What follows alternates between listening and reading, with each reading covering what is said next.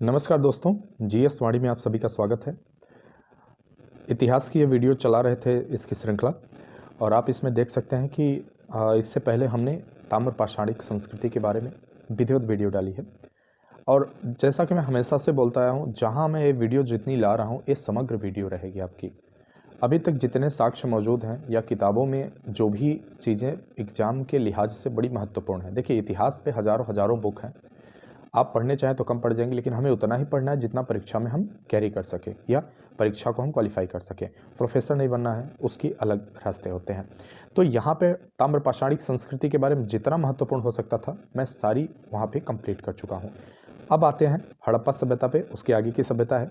सामान्यतः इसका जो काल निर्धारण होता है 3500 से 1750 ईस्वी पूर्व होता है, लेकिन कहीं कहीं रेडियो कार्बन 14 विधि द्वारा, जिसे C14 भी बोलते हैं, उसके द्वारा इसकी तिथि 2500 ईस्वी पूर्व से 1700 ईस्वी पूर्व भी मानी जाती है।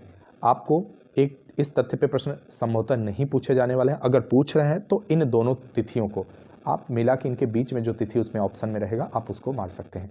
यहाँ 3500 से 1750 लिखा है और 2500 से 1700 ईस्वी पूर्व भी मानी जाती है। तो इन दोनों को आप थोड़ा सा नज़र में रखिएगा।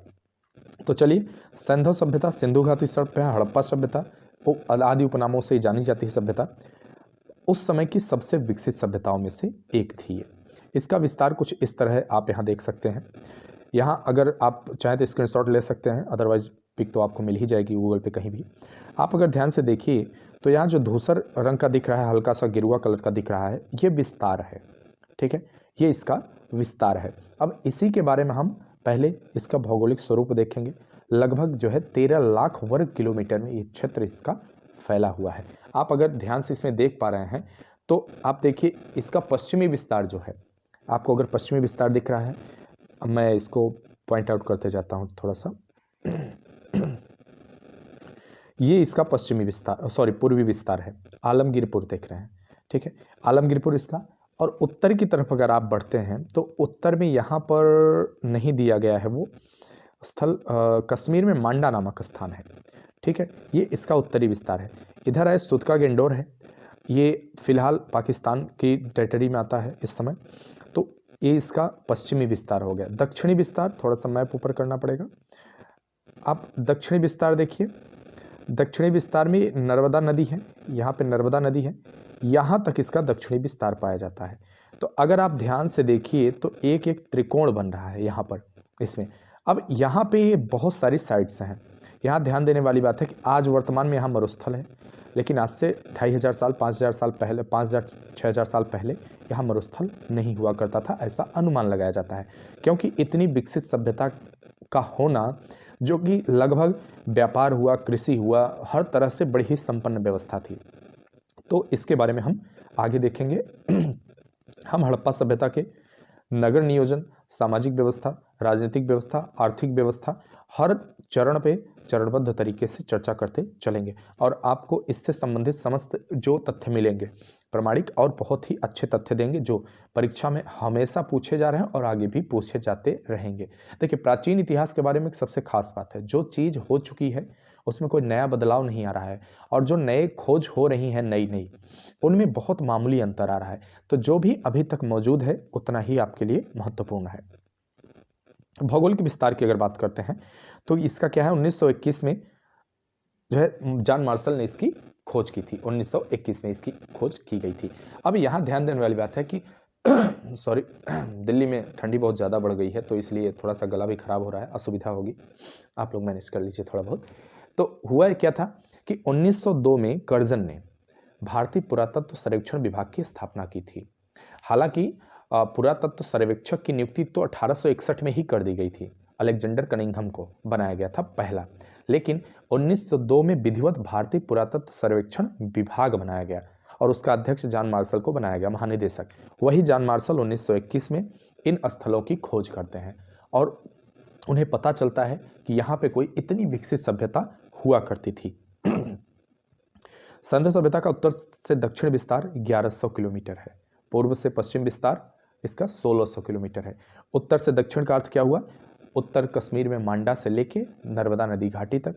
पूर्व से पश्चिम का अर्थ हुआ आलमगिरी, मेरठ जो उत्तर प्रदेश में है, यहाँ से लेके सुतका गेंडोर जो पाकिस्तान में है वहाँ तक। उत्तर दक्षिण में दे दिया गया है इसका। भारत में गुजरात, राजस्थान, हरियाणा, पश्चिमी उत्तर प्रदेश का कुछ भाग, पाकिस्तान का सिंध प्रांत, पंजाब का बलूचिस्तान और अफगानिस्तान के कुछ भाग। जो सुतका गेंडोर है पाकिस्तान के बलूचिस्तान प्रांत में ही पड़ता है, तो वो ऊपर मैप दिया हुआ है, आप वहाँ देख सकते हैं जाके इसको। यह मिस्र और मेसोपोटामिया सभ्यता से भी अधिक विस्तृत थी, जो लगभग समकालीन थी। अब देखिए हुआ यूं है कि जैसे जो उस समय तात्कालिक समय में देखा जाए तो केवल सिंधु सभ्यता ही, देखिए पहली चीज ये थी, थोड़ा सा मैं बताना भूल गया, बार बार हम इसे सैंधव सभ्यता कह देते हैं, हड़प्पा सभ्यता आखिर क्यों कह देते हैं, तो ये नाम जान लेना थोड़ा जरूरी है। हड़प्पा नामक पहला स्थल ऐसा मिला जहां से साक्ष्य प्राप्त हुए इस प्रकार की सभ्यता के, इसलिए हड़प्पा सभ्यता कहा गया। सैंधव सभ्यता इसलिए कहा गया क्योंकि सिंधु नदी घाटी के क्षेत्र में इसका सर्वाधिक विस्तार पाया गया, इसलिए इसको सैंधव घाटी सभ्यता भी कह दिया जाता है। अब इसी के समकालीन विश्व में और भी सभ्यताएं थी, जैसे मिस्र में।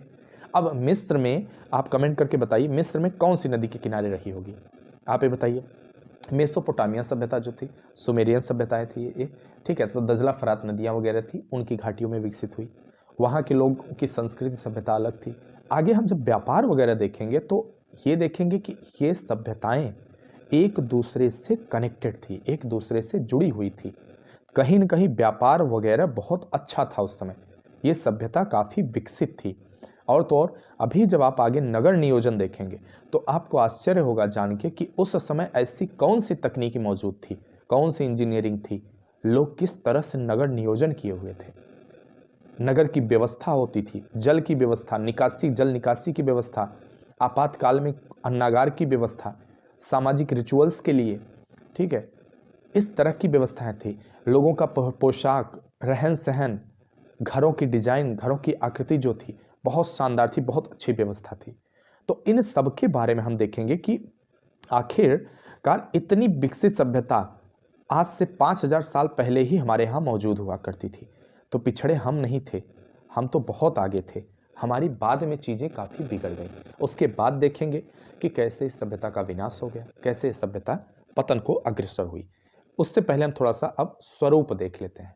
इस वीडियो में हम इतना ही देखेंगे क्योंकि अभी जो है ये वीडियो ज़्यादा लंबी हो जाएगी, काफ़ी लेट भी हो गया है। अगली वीडियो जो लाएंगे टाइम टू टाइम रहेगा, थोड़ा सा हेल्थ को लेके भी प्रॉब्लम आ रही है इसलिए ऐसा हो रहा है।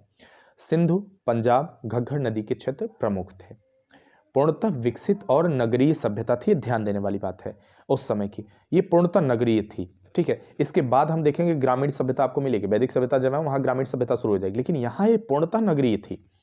सैंधव सभ्यता की पूर्वी सीमाओं पर आलमगीरपुर, बड़गांव जैसी बस्तियों में जीवन निर्वाह की व्यवस्था अनुकूल थी, जबकि सुतका गेंडोर और सुतका कोह जैसी बस्तियों में पहाड़ी क्षेत्र होने के कारण शुष्कता थी।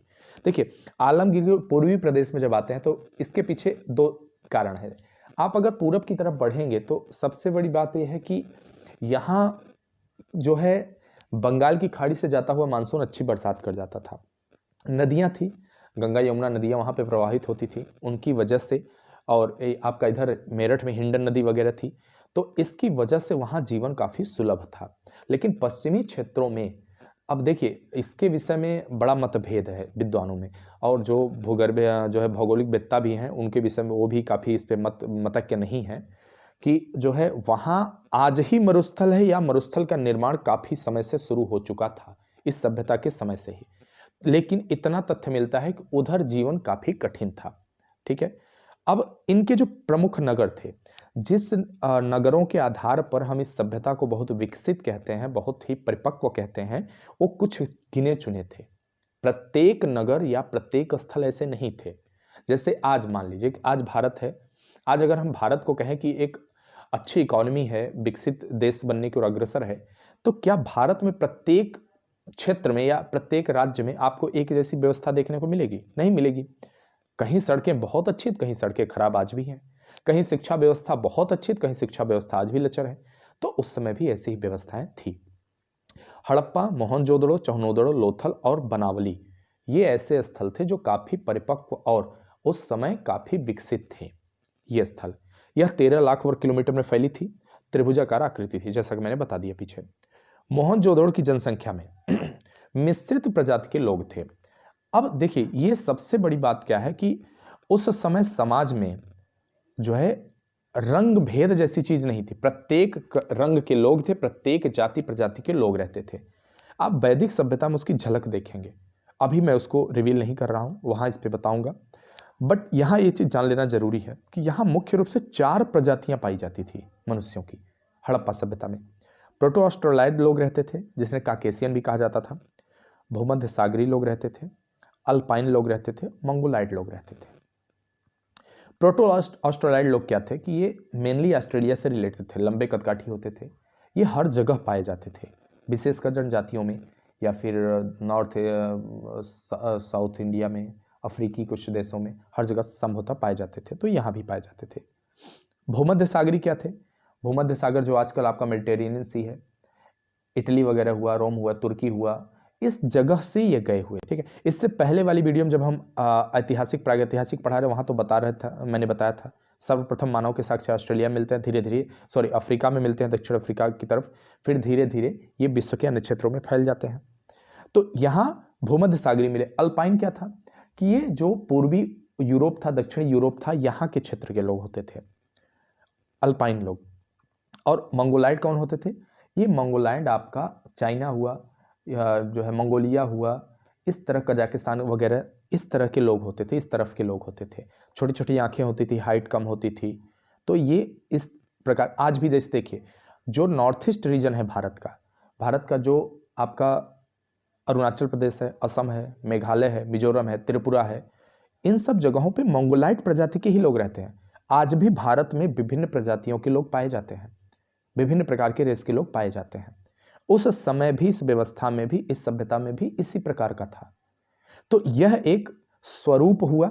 अभी हम विस्तृत इस पे नहीं जा रहे हैं, हम अभी सामाजिक जीवन देखेंगे इसके बाद, तो उसमें डिटेल में इसके बारे में देखेंगे। अभी हमने केवल एक बाह्य स्वरूप देखा इस सभ्यता का, जो आज से 5000 साल पूर्व इतनी विकसित थी। आप देखेंगे नगर नियोजन, पक्की ईंटों का प्रयोग, नालियां ढकी होती थी, घर में कुएं होते थे, घर के दरवाजे जो है मेन सड़क पे नहीं खुलते थे।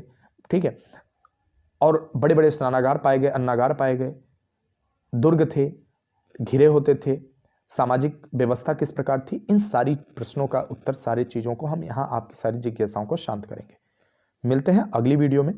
अगर आप नए हैं चैनल पे हमारे, तो सब्सक्राइब कर लीजिए जरूर, 1 सेकंड का काम है, और शेयर कर लीजिए दोस्तों में।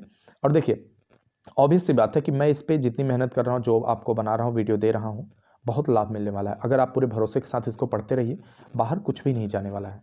तो मिलते हैं नेक्स्ट वीडियो में। Till then thank you.